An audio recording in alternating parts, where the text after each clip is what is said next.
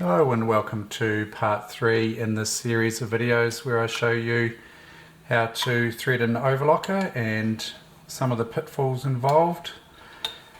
The previous two videos, the first one in the series just showed the basics on setting up the thread stand and preparing the overlocker for use, and the second video is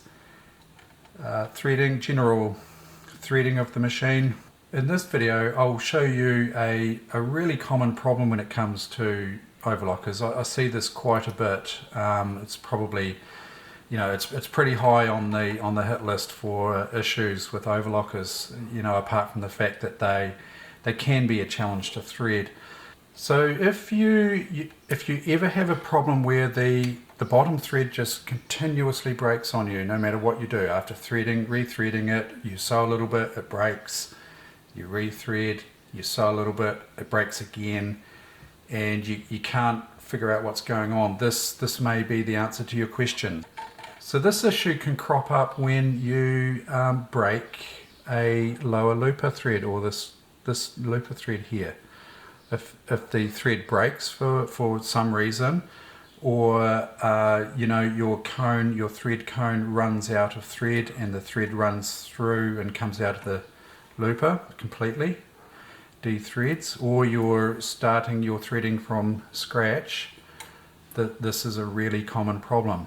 So let's get the machine threaded, and then I'll demonstrate by simulating the thread running out. I'm just going to cut the thread here to simulate the thread running out, and you will see it coming through, right, and then we get this scenario. So it's going to run off here. We get this scenario where it stops sewing. So you'd be tempted to go ahead and do this. Let's rethread your lower thread, which is not out of the question really, is it? I mean, it's broken or it's run out of thread, and you just go ahead and rethread like so. I can get, so you might be having a faff of a time getting your lower threading done. Right, and you go, okay, we're all set to go there.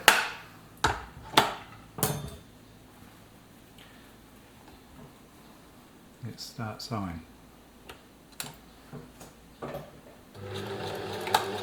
And you hear a click. I'm not sure if you heard that, little click. And no longer sewing, still not sewing. And you'll find that the lower thread is no longer through the eye of the looper when you've just threaded it and you've done 3 or 4 stitches. This is a very common issue. I'll try and demonstrate this by showing you what's going on here. Is when I'll just completely unthread the lower looper there. It's still hooked in around the back there. Just pull that out, get that out of the way. Now, the whole idea of an overlocker is that the needles will come down to the bottom of their travel, or bottom dead center, and then they'll raise slightly, and that forms a loop behind the needles. 2 little loops, one red, one blue in this case, and you'll see the looper coming through, and it's going to pick up, should go through the loops and pick up those 2 threads, right? And that's exactly what an overlocker will do. And you'll see if it was threaded, if the looper was threaded, the thread would be sitting down in this little groove here, in behind these red and blue threads here. And I'll demonstrate that by threading it correctly. But first of all, I'll demonstrate what happens when you don't thread it correctly. And this is a common problem, as I say. I'll hook the thread over. So just over the back, and so that's the quite often the little eye on the left hand side of the looper, and then let's thread through the eye of the looper. Now I've got a looper thread that, instead of being down the groove and behind these two needle threads, it's sitting over the top, and that will cause you all sorts of problems. So no matter how many times you thread this looper, if it's picked up those two needle threads already and you thread through the looper eye over top of these needle threads, you'll get about 3 stitches in and things will go awry. It just will not like it, and there it goes. You can see it all getting nasty, tangled up, and then the looper thread will break if I don't break something else. It's not happy, but I won't force this because I could end up breaking something. But it's getting tight, it's nasty, it's just not working correctly. If you ever break a lower looper and everything else is threaded, there are several ways. One way would be to unthread your top looper and unthread your needles, right, and start again. Pretty drastic, but that is a valid way of dealing with this issue. And then you would start again, you'd thread up again, bottom looper, and always thread needles last. And that is the key to this whole situation, is threading the needles last, always. And I'll show you other ways that you can manage this issue as well. Right, so I've threaded up there again and we're all set to go. And here we go. Now I've threaded correctly.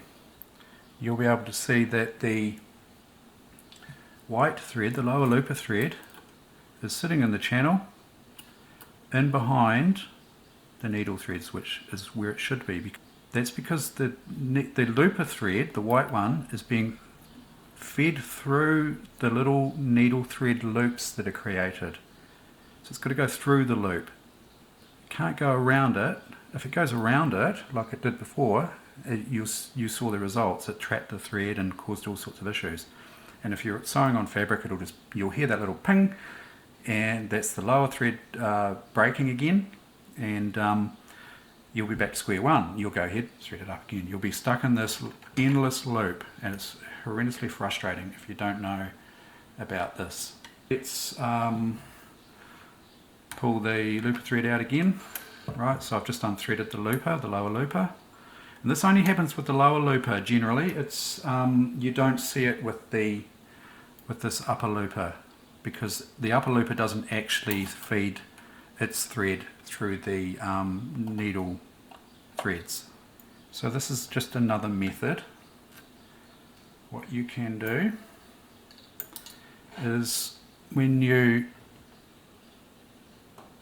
would find that if you threaded the needle eye, if you threaded the looper eye before it comes across and picks up the needle thread loops, if you did it here, which you can do, but in this case it's really awkward to get in there, I can't quite do it, you'd be okay. But because it's easier to thread the looper when it's off over to the right, it's already picked up these threads, you see. So the temptation again would be to, get stuck in the loop again and thread this eye and break threads. What you can do is you can pull the needle threads out from under the plate. So I'm not pulling the threads out of the eye of the needle, although I did accidentally unthread the needle on the left hand side. There's no need to actually unthread the needle. You can though. That's another way of doing it. I'll show you in a second. So I'll just show you that again. I haven't threaded the needle, the looper eye yet, but let's say you're in the process. It's picked up the looper thread, the needle threads. It's picked those up, and you're tempted to just thread again. But before you do so, you pull out the needle threads from under the plate, and you can do this with the foot on, you know, and everything all closed up, and or apart from access for your threading. You just pull the needle threads out from under the plate, right? Bearing in mind that if you turn the machine again before threading the looper eye, it's going to pick the needle threads up again. And again, you're going to be in stock again, right? So every time you turn the machine over a full revolution, before you thread this here, you need to pull those needle threads out from the plate, from under the plate. And then you go ahead and thread your looper. If you're not sure, once you've threaded your looper, whether you've done a revolution or not, you could tell because the needle threads will be heading down under the plate again. That means the loopers picked them up. But to be 100% sure, you could, when you've finally threaded your looper thread, you could, just to be 100% sure, is just pull those threads out again, those needle threads, right? And that clears everything up again, and you're ready to go. Another way you could handle this, and this is probably a little bit more work, but more sort of fail-safe, I guess you could say. I'm going to unthread the looper again, and I'm going to unthread the needles, and that way there's no chance of the needle threads being picked up by the looper, in which case it leaves it clear for you to thread. All right, and this is often the method that I would suggest to someone who's, you know, maybe new to overlockers. It's a fail-safe method. There's absolutely no problem here. So we'll just go ahead and thread. And you can turn the machine over till your heart's content. You know it's not going to pick up the needle threads, so you know it's clear. And then you just go ahead and thread your needles. They're probably your three options, and so just choose whichever one you're most comfortable with. But if you've got the foot on, and you might find that unthreading the needles is a bit of a pain, get your tweezers and pull the needle threads out from under the plate. So as I said before, just bearing in mind that every time you turn the machine over, the looper's going to pick the threads up again, and you just want to pull them out. But if you pull them out as your last thing before you start sewing, like so, and you check your threading of your loopers, you should be all set to go.